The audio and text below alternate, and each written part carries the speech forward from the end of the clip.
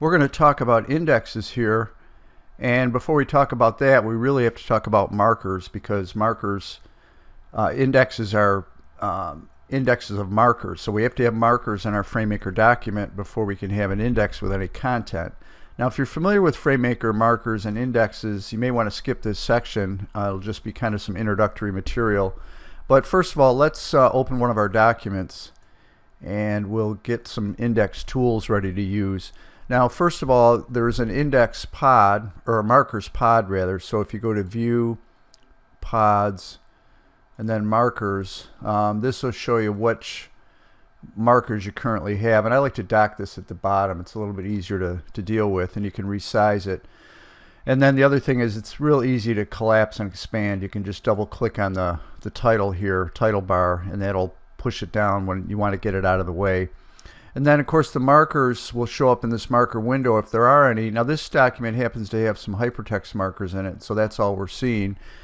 We don't see any index markers yet. And then the other dialog box you're going to want, or pod, would be the markers pod itself. So if you go to the insert menu and you say insert marker, then you'll get this floating marker pod where you can actually insert the markers.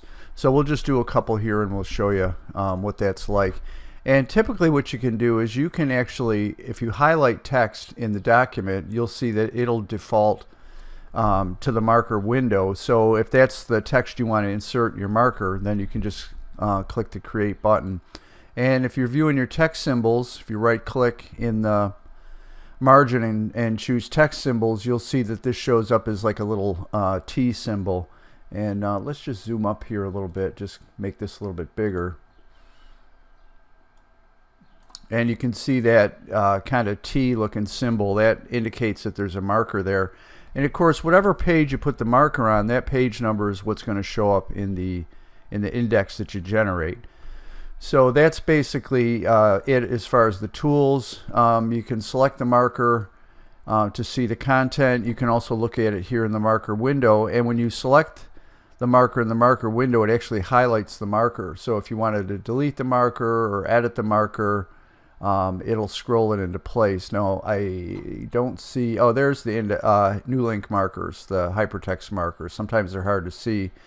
They're at the beginning of the line here. So but again, if you want to navigate to them, you can also sort down here in the marker pod. So I can click in these headings. So I'm sorting, I'm doing a reverse sort on the marker text. And interestingly, this shows me that I've got a blank hypertext marker in here, which I'm going to go ahead and delete. I'm not sure why that's there. And then I can see I can sort by marker type. So there's my index markers. Document, you can show different documents that you have open with this little flyout.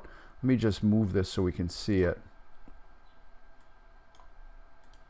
You can see I can show markers in all open documents. I can show all the markers in the book.